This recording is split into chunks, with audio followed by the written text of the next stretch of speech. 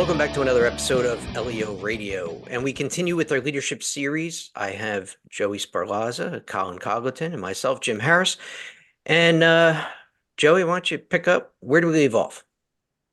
So we're actually moving into the second part of the book, Extreme Ownership. Part 2, Laws of Combat. And the first chapter is Cover and Move. Cover and move is the most fundamental tactic, perhaps the only tactic. Put simply, cover and move means teamwork. All elements within the greater team are crucial and must work together to accomplish the mission, mutually supporting one another for that singular purpose.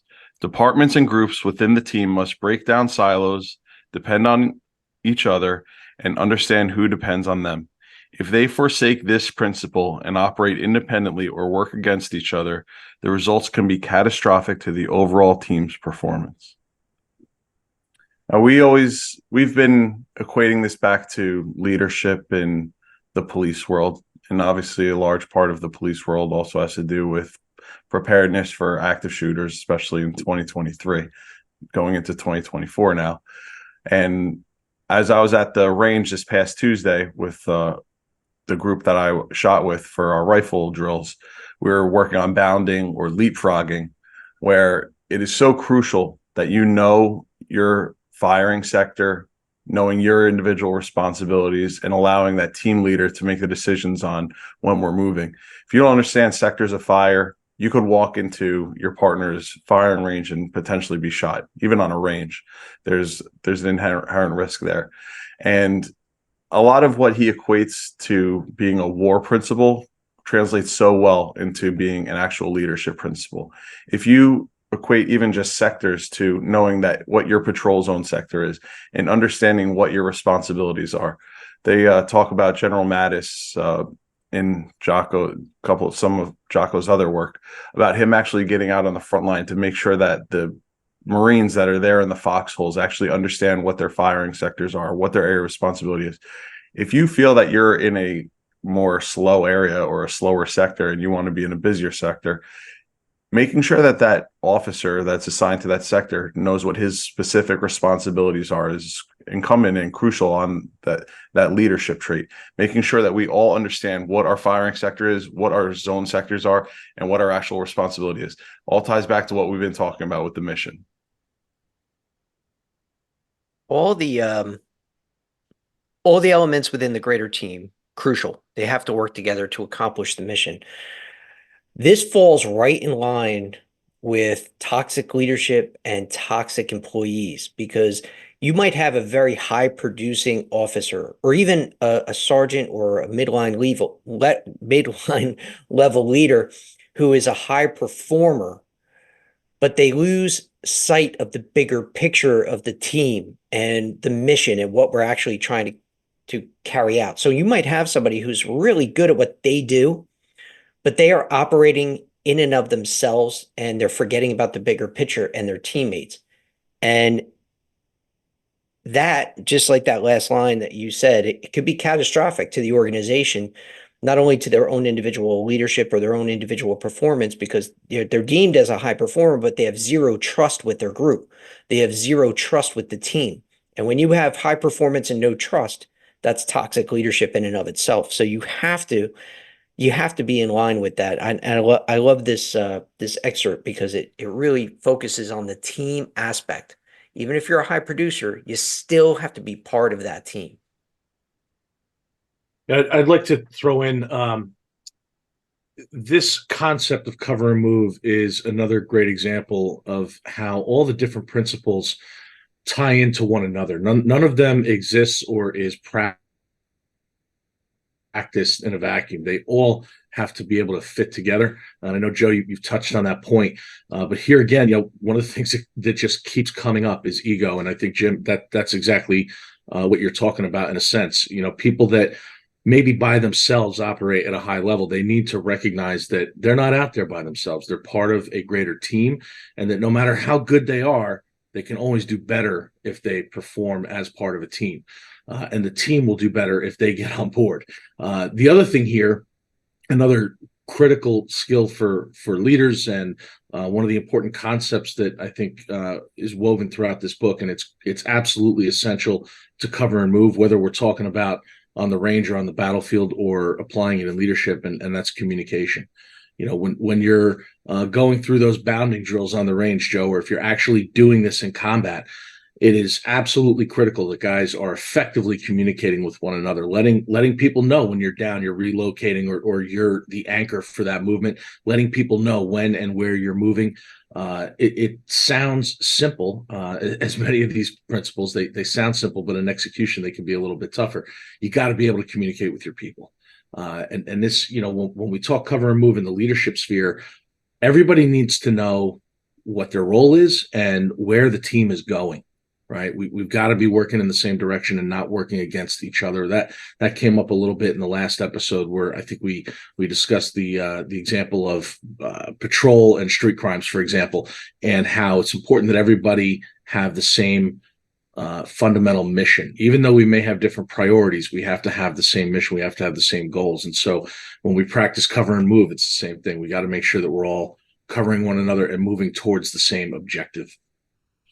And with the cover move and exactly what you said, tying into communication, it's just so reliant on making sure, and he touches on it in so many different parts of this book, making sure that you have that up and down communication, making sure that you're soliciting feedback from subordinates, making sure that people actually understand their work.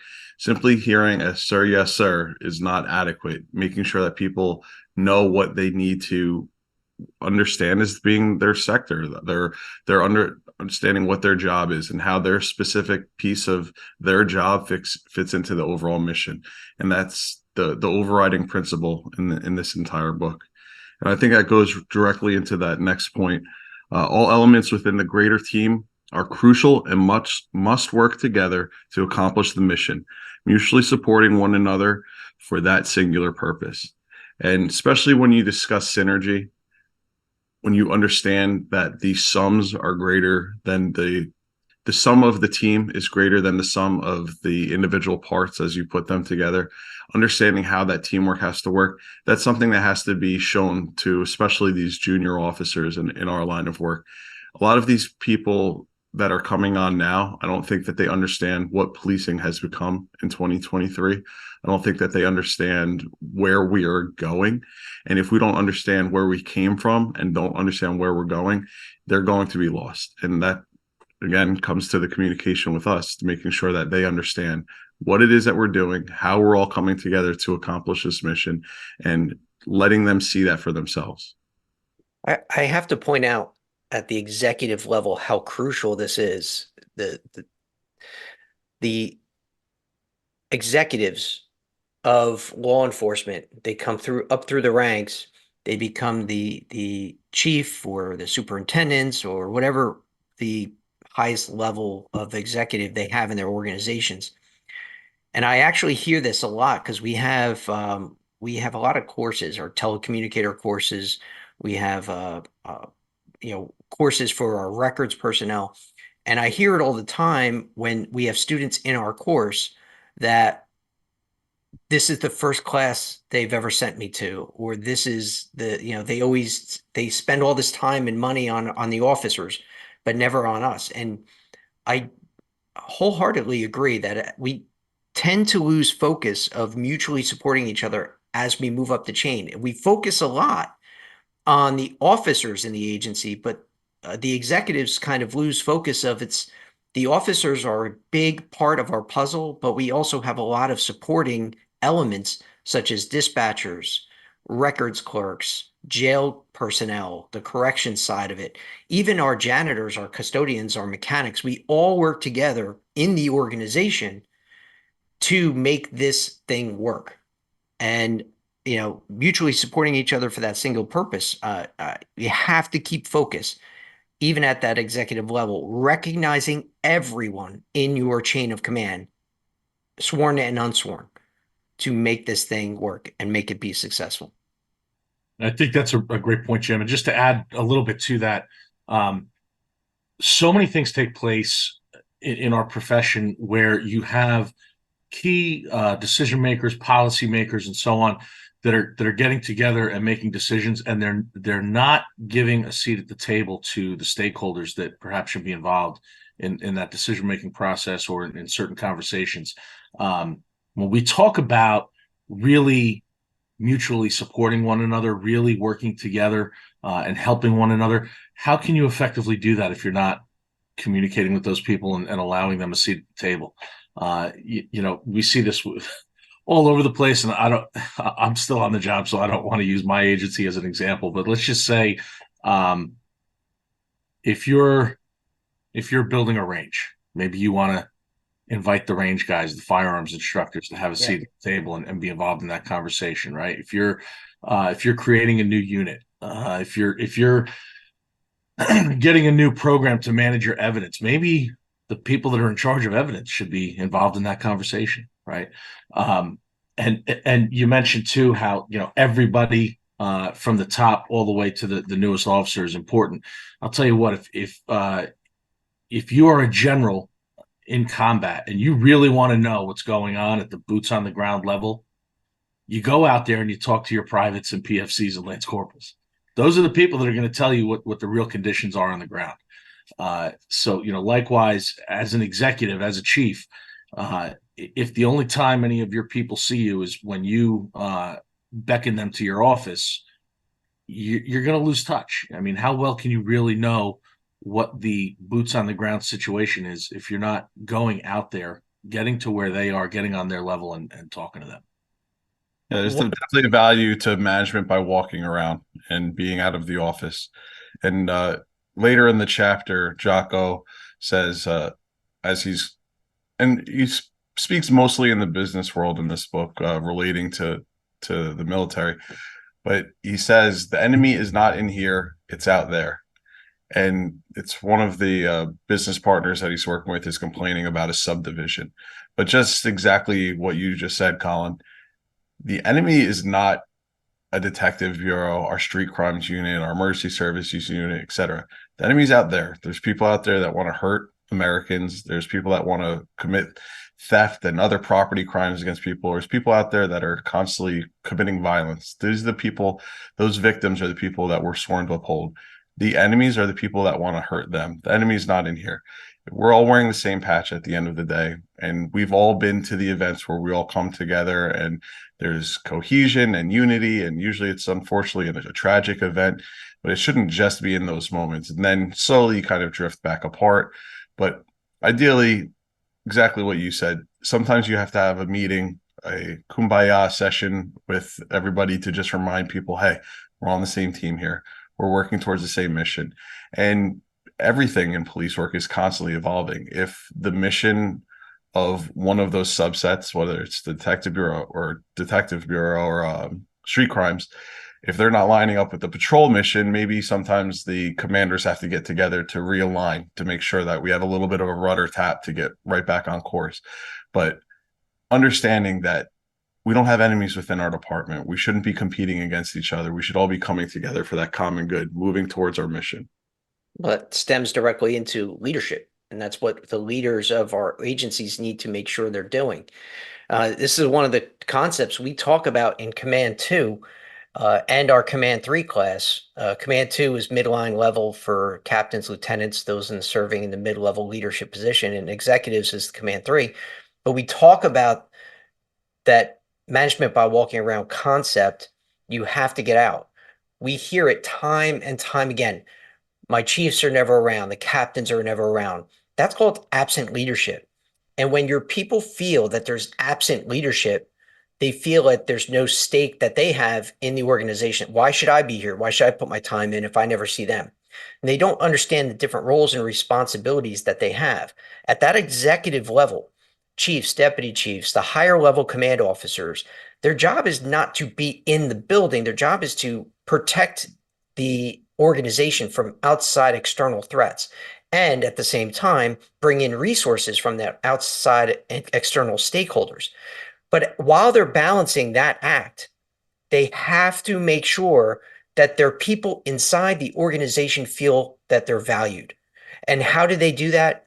The main link to this is your mid-level leaders. Your mid-level leaders, they are the visible internal leadership that people see. They are the ones that have to be day in and day out visible to our people. They have to be in tune with what the rank and file are saying. And if the rank and file are saying that they feel that they're being neglected, it's up to first line supervisors and mid-level leaders to let the executives know, so that the executives can come in and spend time internally to continue to foster those relationships. Now, at all of those levels, we have to make sure that once again, our people feel valued. How do we do that? No matter where you are in the higher level of the organization, from mid-level leaders all the way up to the chief, if your people do something good, get into the roll call and tell them in person, you did a good job. When things are status quo, every once in a while, walk into a roll call and tell people what you are doing. Where are we going? What are we trying to achieve? What things are good that are happening to make people feel valued, that you are sharing this information with them. The more information we share, the more value we show to our people, the more stake they'll have in the organization, and the more confidence they'll have in their position and in their leadership. So if you're starting to see absent leadership, if you're seeing morale issues, it may be because the higher level of the organization isn't paying enough attention internally to the value being shown to our people. So I agree wholeheartedly with what you guys are saying. Just one last little point to throw in there. Again, this idea that a lot of these concepts, they're woven all through, and it's not just in Jocko's book. I'm reading Sam Walton's book, the guy that started Walmart, one of the most successful companies ever, and he talks about exactly that. Valuing what he calls his associates, meaning the people that actually work the floor in the stores, those hourly employees, hourly truck drivers, and so on, and how. His job is not to take care of the customer. His job is to take care of his people. And if he does that well, his people will take good care of the customer. It's the same idea. You got to take care of your people. Absolutely. And we've already touched on a couple of these points, but just to sum up the cover move, each member of the team is critical to success. Although the main effort and supporting efforts must be clearly identified, if the overall team fails, everyone fails, even if a specific member or an element within the team did their job successfully. Pointing fingers and placing blame on others contributes to further dissension between teams and individuals. These individuals and teams must instead find a way to work together, communicate with each other, and mutually support one another. The focus must always be on how to best accomplish the mission. Alternatively, when the team succeeds, everyone within and supporting that team succeeds. Every individual and every team within the larger team gets to share in the success. Accomplishing the strategic mission is the highest priority.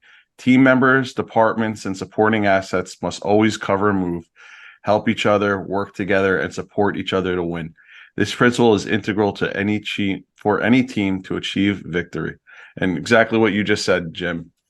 Right with the dispatchers, the officers that took the first report, to the detectives that followed up and brought this prosecution to a successful close. That's the entire team. And the more you've heard and listened to and researched active shooter situations, just yesterday in the critical incident, we were listening to the tape from Aurora, Colorado with the movie theater shooting. One of the students actually said, wow, that dispatcher needs to get an award. She was so calm, so precise, gathered information, clarified information. Her tone was like she was dispatching a regular aided call for somebody experiencing stomach pain. For her to have the wherewithal to keep her voice calm when there's absolute chaos unfolding, that's something that's worth mentioning. And I hope that she got that recognition, because we picked up on it right away. Yeah, the dispatcher thing too. I don't want to keep beating the same topic, but man, something just came to mind that I think is a really important illustration. The critical incidents, we rely really heavy on our dispatchers, and I know that we had some dispatchers doing phenomenal work during the incident a couple of years ago when we lost my good friend Joe Seals. Phenomenal cop, and it was a terrible day, but our dispatchers did amazing work. Yes, those critical incidents, it's crucial that those dispatchers and everybody in those various roles is doing their part. But the day-to-day, the everyday stuff, there's so much more that the leaders in our profession can be doing to enable the team to be better and work better together. And an example came up recently in one of the case law classes that we're doing, right? When is the last time anybody has even heard of, let alone seen, a dispatcher attending a case law class or getting any kind of training on that? And most would say, well, why would they need that? When we talk about sources of information, right? You get that anonymous caller. And how much can you actually do with that information? You get the anonymous complaint about narcotics activity on the street. If the dispatcher doesn't understand what we can and can't do on the street based on the source of information, the particularity, the detail, and so on, we're kind of stuck.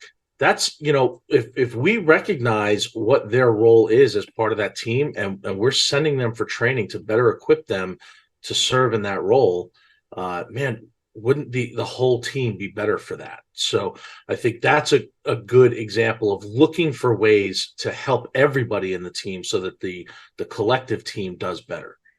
Absolutely. Yeah, Florida versus JL has got to be the biggest example of that, right? Yeah, yeah.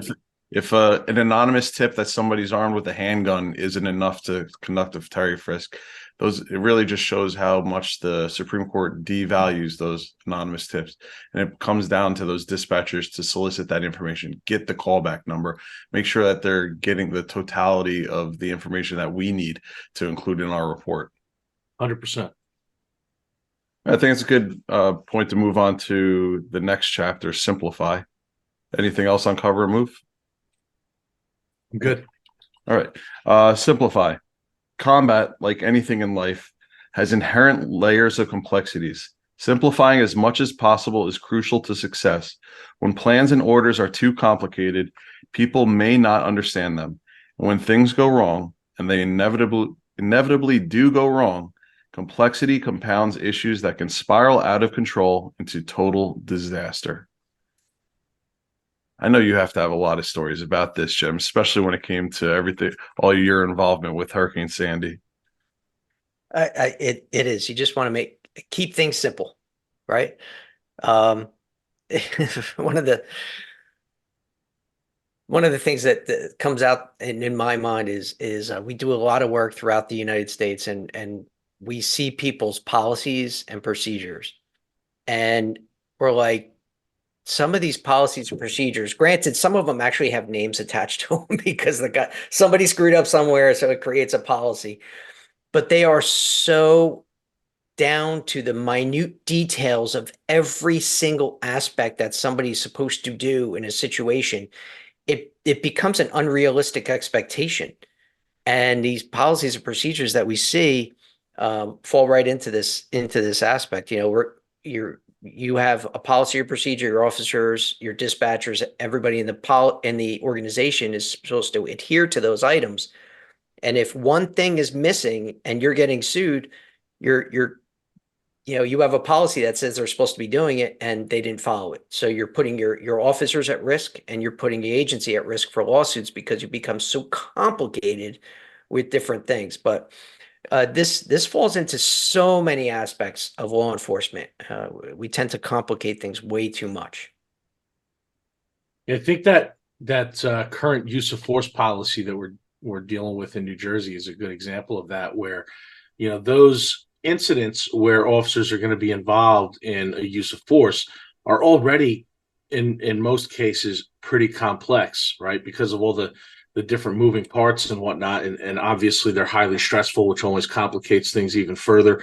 And now you're dealing with however many pages that policy is, and all the new different labels for resistors and assailants, and then what you can and can't do based on each of those levels. It's not so simple, and so guys a lot of times might find themselves in a bad position because they're trying to take a very complicated policy and apply it to already complicated situations.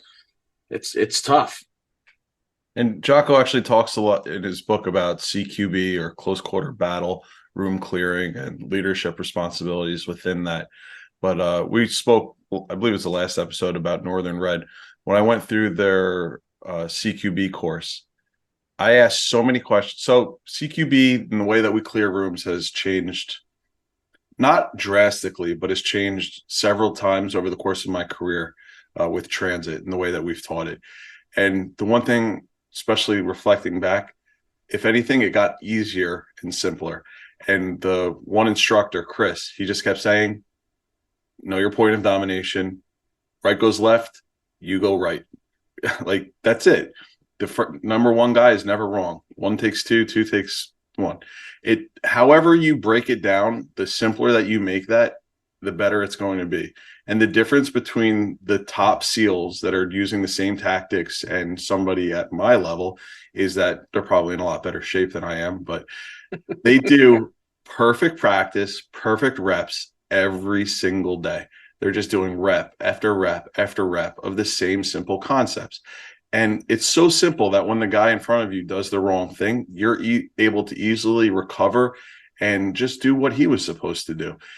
Somebody watching a SEAL team is not going to notice those mistakes because how they recover from the mistakes is instant and borderline perfect. But for them, as they critique their own work, they'll notice all of those individual mistakes. For somebody that's never practiced this, you're going to be so used to your script that you don't know how to recover. But the simpler that script is, the easier it is to recover. And that goes in, ties right back into policy, ties right back into our mission, ties right back into everything else. The easier it is when a mistake is made, the easier it is to bring it back to true north. And if you're able to keep those plans less complex and also allow mistakes to be made at the lower levels, allow decisions to be made at the lower levels, it'll make everybody's job easier. That ties into the next part, decentralized command. Yeah, so the CQB thing is a great example in a couple of ways. And so this idea of keeping things simple, we tend to, as we've done in this conversation, apply that to policies, tactics, orders, plans, all that sort of stuff. And the idea that if we keep those things simple, it'll be easier to actually deliver. But as leaders, we're expected to solve problems. As cops, we're expected to solve problems. I mean, I've been saying for 20 years, when people ask about our profession, I say we're professional problem solvers, right? Mm. So often as leaders, we're going to be confronted with problems, whether it's in the street or in the office, whether it's a tactical problem or a personnel issue. We're going to be confronted with these problems that seem really complicated. And you're sitting there going, man, how am I going to attack this? How do I even begin to solve this problem? And here again, keep it simple. Try to get rid of all the distractors and distill it down to what are the fundamental issues that we're dealing with here.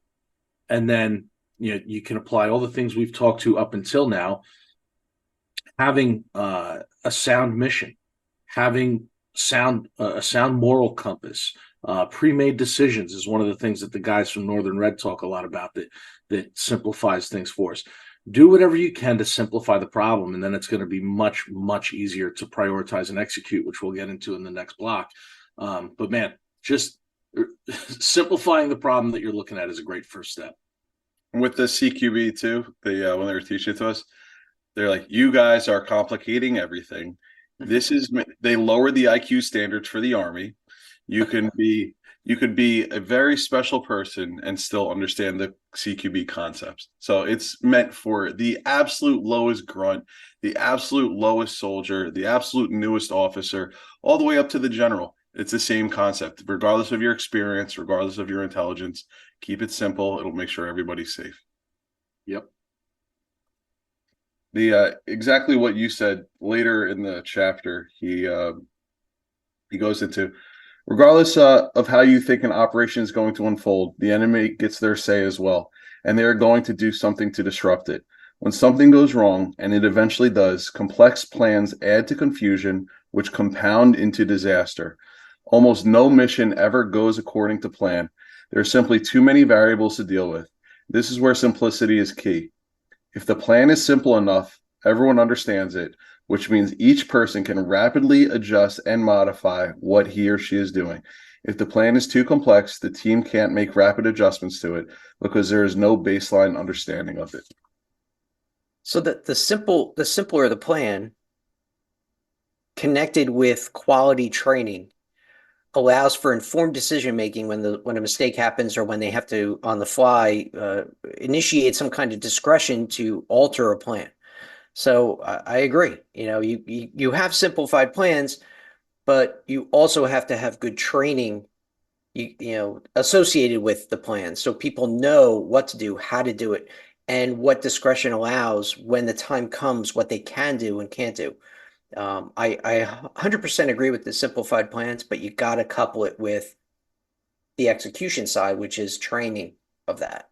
He goes on to say, it is critical as well that the operating relationship facilitate the ability of the frontline troops to ask questions that clarify when they do not understand the mission or key tasks to be performed. Leaders must encourage this communication and take the time to explain so that every member of the team understands. Steve actually gave an example yesterday in the critical incident about Napoleon's corporal. I'm sure you know that story, right, Jim? Yeah. Napoleon's corporal would be there shining his boots as he was briefing his generals and giving his plan to the generals. At the conclusion of the meeting with the general, the low-level corporal would be there with Napoleon. Napoleon would ask him, did you understand the plan? What is the plan?